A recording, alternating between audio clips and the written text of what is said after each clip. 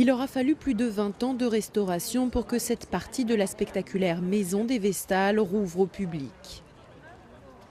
C'est ici que résidaient ces jeunes femmes chargées d'entretenir le feu sacré sur l'autel de la déesse Vesta et d'accomplir en son honneur divers rites mystérieux.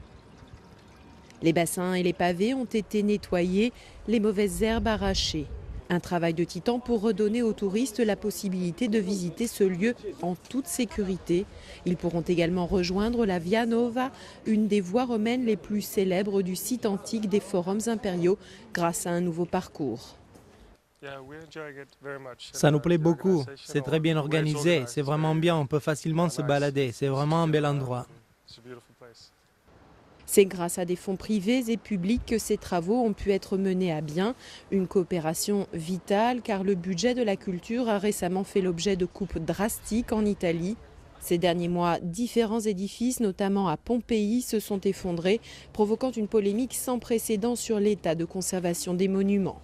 Le ministre de la Culture, Sandro Bondi, pointé directement du doigt par l'opposition, a échappé à une motion de censure au Parlement mercredi.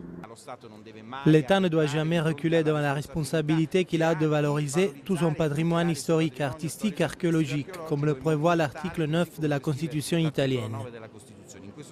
En ce sens, je suis pour l'intervention de l'État. L'État ne reculera jamais et dépensera l'argent nécessaire. Peu ou beaucoup, peu importe. L'important, c'est de bien le dépenser pour des projets bien identifiés et de qualité. L'Italie pourrait également bénéficier de l'aide de l'Union européenne. Le pays a jusqu'au printemps pour soumettre à Bruxelles des propositions concrètes. Pompéi pourrait ainsi recevoir jusqu'à la moitié du financement nécessaire à son entretien de la part de l'Europe.